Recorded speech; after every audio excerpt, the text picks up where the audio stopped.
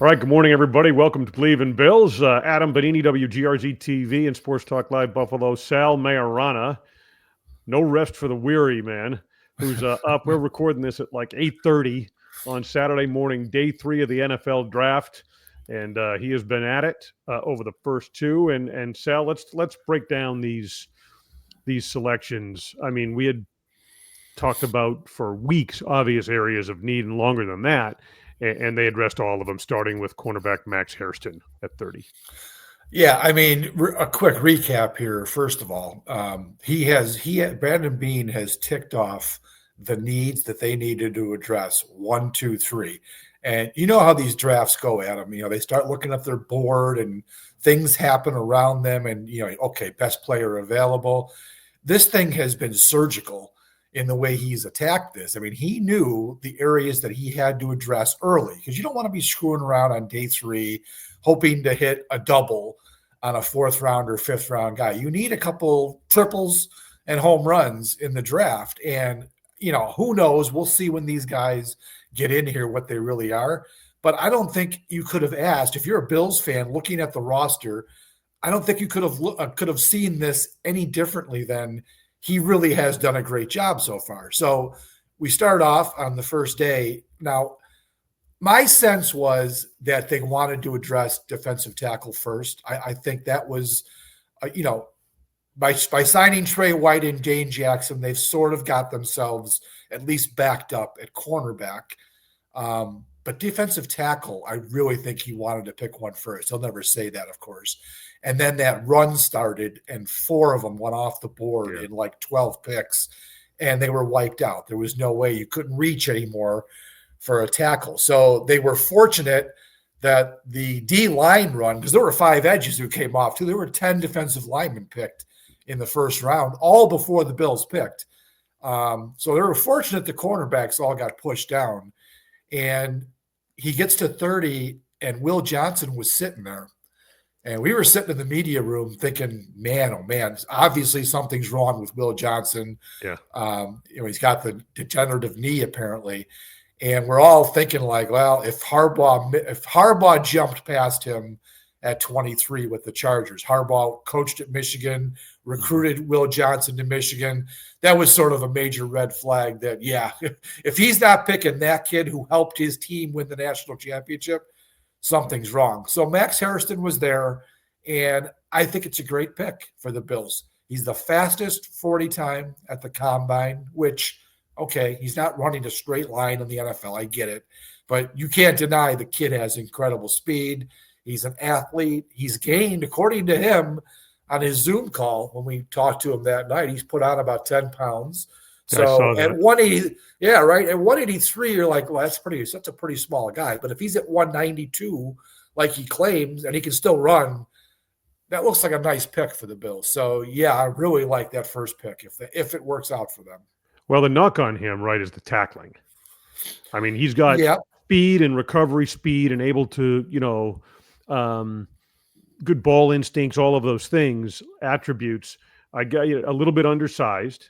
And the tackling is what stands out. But, I mean, with all of that athleticism and the types of offenses and how it's evolved and who the Bills have to defend against, I mean, I think I like what they've done at that position, referencing the depth, obviously, that they signed, and then making this pick and not having to reach, because then it obviously all fits together when you look at day 2 and how they targeted defensive line there and the value I think they got. I mean, the tackling issues, look, Trey White was never a good tackler. He made All-Pro without being a good tackler. The number one job for a cornerback is to cover wide receivers in the passing game, deny receivers catches, not only break it up and pick it off, but, make the quarterback unable to throw to that receiver. That's the number one priority, at least for a boundary corner. So I'm fine with the tackling issues. I mean, if you're a slot corner, you like Taron Johnson, you have to be able to tackle because you're going to be in the box a lot of the time, and you're going to have to deal with the running game. So people talk about tackling issues for boundary corners.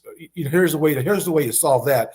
Don't let the guy catch the ball, and you don't have to tackle him. So, and they'll teach him. I mean, when they get him up here, no knock on Kentucky's coaching staff, but when they get up here with this coaching staff, they're going to teach him how to tackle at least a little better. So I would tap the brakes for fans who were worried about Max Hairston can't tackle. And Beane even said, he is a willing tackler. And there's a difference between being a poor tackler, right, and being a willing tackler. A willing tackler means you're willing to put your nose in there and try.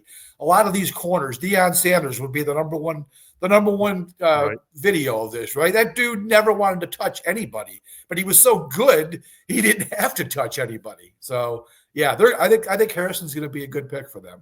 All right, and then obviously day 2, they go defensive line. It was a priority. We knew defensive tackle was a priority. You talked about how things shook out in the first round with the run on them and how the Bills wound up going corner there with those scenarios, but you can tell the priority was there because he moved up to get TJ Sanders out of South Carolina. And I mean, a lot of positive vibe on this pick with that inside, not quite the size that you and I had projected and discussed what they needed, but he certainly brings the ability to provide that inside rush next to Ed Oliver, for example.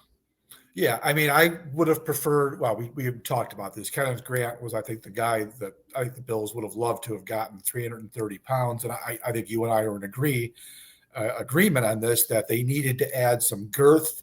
Sanders weighs, I think, around 305. Maybe they get him in here and they bulk him up a little bit. And that's certainly possible with the strength and conditioning program. I'm not sure I was thrilled by this pick. I understand why he had to trade up, because sure enough, there were boom, boom, boom. Right after that, another run started with not only tackles, but also edge rushers. He moved up. We all thought in the press room it was going to be for Ezeraku, the edge rusher for Boston College. That was a guy that a lot of people thought was a first-round pick. He slides into the second round, and he's still sitting there. We thought that was going to be the move, and then you address tackle, a little bit later. Sanders, look, the Bills clearly have a prototype on their defensive tackle. They want guys who can provide some pass rush. They, even though he's a little bit smaller, they feel like Ed Oliver is the perfect example of this. They want athleticism and the ability to get upfield and push the pocket. Sanders, I guess, will be able to do that, they told us. I still would prefer a big body. And maybe they address that in day 3 today. Maybe they'll double up and take another tackle. The guy who was sitting there after they traded up, he went 2 picks later, was Alfred Collins from Texas, 332 pounds, not much of a pass rusher at all. But some people, I think Chris Trapasso might have said, I don't think we talked about Collins, but I think he might have said somewhere along the way, he might be the best run-stuffing tackle in the class. So we'll see. I mean, right. That's the guy that I kind of was hoping they were going to take if it wasn't going to be Ezeraku, I'm thinking, okay, maybe Alfred Collins. We'll see on Sanders. But again, at least Beane had the foresight, and he's been generally pretty good at this, to know that he had to go up and do this. The cost was their own 2 first or second round picks, but at least they recouped the third rounder to pick the guy that we're about to talk about next. Yeah. Right, Landon Jackson. And I one additional point before we move on to Landon. Look, we had talked about the need for the term we had been using, or at least I had, was philosophical shift as to how they were building the defensive front. And is it too simplistic to say that with Sanders, they're really kind of adding more of the same? Yeah, or does he? True. I mean, what you had said 3-0. He initially listed 6'4", 297. So he's obviously trying to put on weight. There's two different weights on him. One of them, the 297, I'm not sure where that's from. I saw that at the combine he weighed 305. So I've seen both of those weights, and I don't think anybody asked him. I wasn't on that call because I was busy. I don't know if anybody asked him what he weighs right now, but I would imagine he'll end up over 300 pounds. The Bills will get some bulk on him, and he'll be over 300. But, hey, we talk about Daquan Jones and the need that the Bills have to get bigger. He played last year at 318. So, I mean, he's got some size. We just wanted more size, right? We wanted 15 more pounds from somebody, and they've gone 15 pounds the other way. So, we'll see. All right, yeah, it is a we'll see on that. All right, Landon Jackson out of Arkansas. edge rusher. They wound up getting him in the third round. We had talked about with Joe Marino from Locked On Bills on our particular show on Channel 2 on Monday night. He was one of the players we sort of brought up as a real value guy, and especially where they were able to get him, right? I mean, obviously pass rush ability, brings a lot of positive characteristics, transitions well to run defense. Also, I mean, I really like this particular player to get him in the third round. Yeah, I mean, I thought he was a second round pick, and as the clock was ticking there, because you knew after they picked the cornerback and the tackle that, hey, if logic holds here, edge rusher would be the way to go. And then when they got into the third round, we're all sitting there, and I think a lot of us had the same thought, because I think Jackson had even said that he'd had plenty of contact with the Bills, and we're thinking, boy, that sounds like a Billsy pick right there. Mm-hmm. He fits their mold, right? He's 6'6". You got Rousseau is 6'7", right? Bosa, I think, is 6'6". Epinesa is 6'5". They like tall edge rushers, and this guy fit that. He brings 273 pounds too. I think Rousseau weighs 250 maybe or something. So this guy's got length and he's got some bulk. So when they got down there, this is one of the rare times, Adam, when you're in the third round, and most of us there in the press room kind of knew. I already had it pre-written. In fact, I had written Landon Jackson as a possible second rounder, and I'm like, I'm going to be okay on deadline here because I've got this guy pre-written, and bang, they made the pick. So I was doing a little Snoopy dance in there to myself that I didn't have to, bust my ass for the next 10 minutes trying to find out who the guy was. So I think it works great. Look, with Michael Hoyt, going to be serving that suspension, you've got to have a guy who can go right in and play. They can't be screwing around with some, fourth round project like Javon Solomon, for instance, a fifth rounder last year. They need a guy who can step right in and play. And it looks like Landon Jackson can do that. And, what I love about him, one of the things I love about him, as I do the other two guys, these are three SEC players, Adam. Right. And to me, no knock against smaller schools. And, you find a diamond in the rough at Christian Benford, at Villanova, a diamond in the rough. Great. Once in a while, you can hit on those. I personally, when I'm looking at drafts, I want to get guys who are excelling in the best conference in football. You could argue SEC or Big Ten. Either one of those places, you're picking players from there. I'm good with that. And here he is going with three guys in the SEC. I really like that aspect of the draft. Well, and it adds to, look, there's no question that Brandon Beane, the impact has since 2018 when they traded up to get Josh Allen and then also picked Tremaine Edmonds in the first round. Since then, like the superstar caliber impact has not been there at the top of the Bills drafts. You've mentioned mid-round selections. Benford's probably one of the best examples of that, of hitting there. But, so it adds, you come from a conference like that, and I think it adds to the possibility that trend can start to change a little bit. We'll see how they all transition, obviously, as they arrive in Buffalo and begin to work their way in. Those guys, you look around, those guys are competing against future NFL players like themselves. And I think there's a lot of value in that. Again, it's cool when you can hit on a guy. Who knows what Javon Solomon will be? He led the nation in sacks in 23, but he's played for Troy. I don't know. I don't know what the level of competition is at Troy, who he was facing on the offensive line, but that to me is a little bit worrisome. The kid this year, Mike Green from Marshall, was the leading sacker for Marshall. Again, a lower level school. Everyone thought he was going to be a top 25 pick. Everyone thought he was a first rounder. He didn't go until the end of the second round. So you don't know what you're getting with guys like that. I think the Bills have played it relatively safe by taking guys that have done very well at the highest level in college football. I think that matters for NFL teams. Any projections from you, just as we wrap this up, as you look toward day 3 now? No, I mean, now it's a complete grab bag. I think he's got 7 picks to work with. And they can go the way they've laid out the first 2 rounds, Adam. He can go any direction he wants now. He took care of the primary needs in the rounds where you need to have guys who come in right away and play. We've talked about he hasn't always done that at the top of the draft. He's had a couple of guys that came in and played, but maybe weren't up to their draft status. But so far, so good on that end. He's got the 3 guys that they had to get in the positions they needed. So now you go into the 4th round today. What does he have? I think he has 1 pick in the 4th round. I forget, 1 or is it 1? And then there's 3 in the 5th, 2 in the 6th, 1 in the 7th. I think that's what the thing is. So in the 4th round, and I forget what the pick even is, I think the next thing you would want to tick off would be wide receiver. I mean, I think you'd like to find a speed element somewhere in the draft. And at this point now, excuse me, this guy's probably not going to come right in and be an instant contributor. But it's always nice to have a guy who can trust the field. So Jalen Royals was a player that a lot of people thought might be a 3rd-round pick out of Utah State. He's still sitting there, and the Bills had him in for a top 30 visit.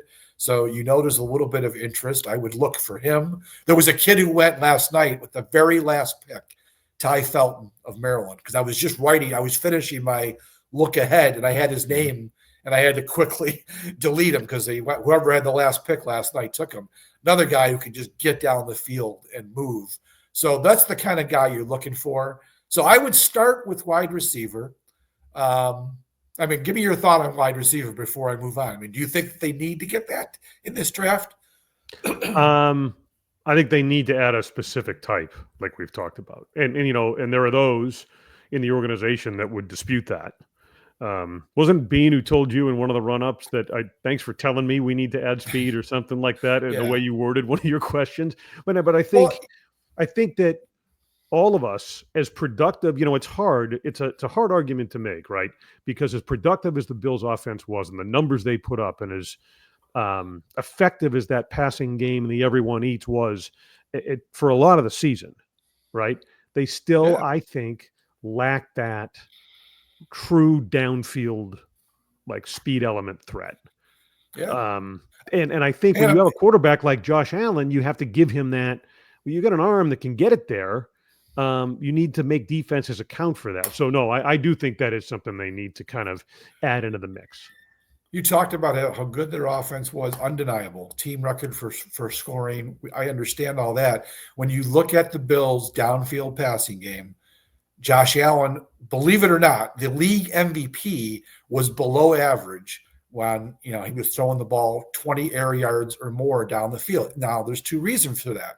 One, they did not have a speed guy who could blow past somebody and be open down the field so Josh Allen could make the throw. And the other reason is they have nobody who can separate. So when they did send guys downfield, Allen's taking a shot and the guy is not separating from the coverage. Keon Coleman would be a classic example of this. All those guys that they had on the team last year, there was not enough separation to make it a clean play or a clean throw for Allen to complete. So a lot of those balls fell incomplete and they got nothing out of it. So that's why speed, you make a double move and you've got 4.3 speed, you get by a cornerback and you might hit a home run. And that's the kind of thing the Bills really haven't had for several years. I mean, think of who they had.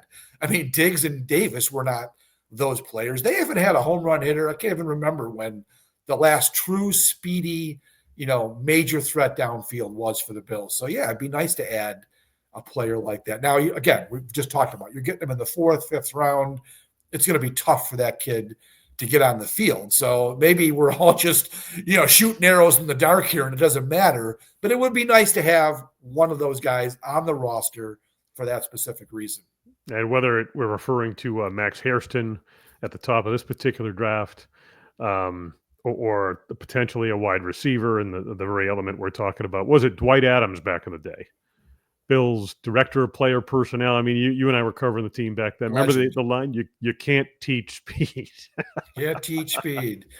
My favorite Dwight Adams line was, "Looks good on the hoof." Meaning like a side of beef cattle. That's what a guy looks like. Look good on the hoof. I mean, I think Brandon Beane is really good at engaging with the media, right? In this but I mean, those pre-draft luncheons back in the day Where Adams, he knew he was going to be the star of the show, and loved Adams to and be John the star Butler of the show. both. Yeah, John Butler both. They were fun. Speaking of John Butler, man, we had a very John Butler-like meal last night. They did mulberries last night. Oh, and nice. Man, meatballs. You get the meatballs? Oh, the meatballs were unbelievable. I was thinking of John Butler because back when he was running the show, we had top of the line food all 3 days there. It was really good. So yeah, I mean, so speed receiver would be an area that I think they should definitely address. The other place that you could look, sneaky need would be offensive line. And people think, oh, you're crazy. What are you talking about? They got 5 starters back and all their reserves are back. Well, okay, but they did not extend Connor McGovern's contract yet, which is curious to me because I think he was terrific. And I really expected that move to be made. Maybe it still happens, training camp or something. But it's interesting that he's going into his final year now, and maybe they are prepared to move on. I mean, they got Van Pran Granger, who I think they like behind him. So I don't know. And David Edwards is also, I think, going into his last year, the starting guard. Torrance, he'll be going into his 3rd year. But we saw in this offseason alone, the guard money is starting to really climb. So, I think they like him. He started every game for 2 years, but maybe they think about bringing an offensive lineman in here at some point. To me, that would be kind of a luxury pick because they got a lot of guys already in the building who I think they've developed to this point. So I don't see a big need there. And then safety. Safety is a place that, hell, some people had them picking Malachi Starks in the first round, which I thought was insane. The kid out of Georgia. Out of Georgia. He went just a few picks before the Bills. I thought that was an insane idea. There's no way they were going to pick a safety. They just picked one in the 2nd round last year. You're not going to pick one. As valuable as that kid will probably be, that wasn't the move. So I think you add a safety here in this day, Adam, because, Taylor Rapp. Who's Taylor Rapp, right? We don't even know who Cole Bishop is at this point. And we certainly don't know who Derek Forrest is, who they signed to be a backup. And we do know who DeMar Hamlin is, and he shouldn't be starting. So I think safety might be a place where you hope you hit on a guy like Christian Bedford. Maybe not to that level, but a guy who can come in and really contribute right away. Last question I'd have, I guess, and last point I'd add to that on what's become a tired but likely relevant narrative is, do you grab a running back at some point? Yeah, and that's another place too. I mean, James Cook, it looks like the James Cook situation is heading down the path of he's playing 2025, and they're probably going to move on. They'll let him test free agency, get what he can get, and say goodbye. They've got Ray Davis, who they picked in the 4th round last year. He's still here 3 years. And Ty Johnson signed a 2-year free agent contract, the unusual, right? Usually it's a 1-year deal. Brandon Beane loves 1-year deals, but he gave him 2. So they're good through 25, and they'll have those 2 in 26. So, yeah, it could be a possibility that you look for a running back. Now, the problem with that is that's probably a player you can't roster all season because they've got 3 running backs. You're not going to play on game day more than 3 running backs. So can you stash him on the practice squad? I don't know. I mean, it depends who it is. That will be the only issue. I think running back is a place. If they lose James Cook next year, Adam, they could address running back in the draft next year. Rookies come in at that position and play all the time. So I wouldn't be in a rush to do it this year, but it certainly is a possibility. Well, if there's someone there you like and have a good grade on relative to where they're at on the board or whatever, and you feel like. And I mean, the other thing to look at too is you've got the return game. Now, Brandon Codrington, I'm not sure he has a spot on the roster. You've brought in 3 corners so far: Hairston, White, and Dane Jackson. Codrington was only active because he was the punt returner and kick returner, and he was like the emergency guy to play cornerback. I don't know if they can find a guy who can return punts and kicks, and maybe it's a running back. Maybe that's the way you get a 4th running back on the roster, and you just move on from Codrington, who really offers nothing on defense. You're using him for 10 plays a game to return kicks. So there's a place where if you're looking to find a running back to get on the roster on game day, it's got to be a guy who can return punts and kicks probably. All right. So looking at the Bills picks that they have on this final day. Round 4, number 132. And then, as you had said, Sal, 3 picks, 169, 170, 173 in round 5, 2 6th-rounders at 177 and 206, and a 7th-rounder, 240.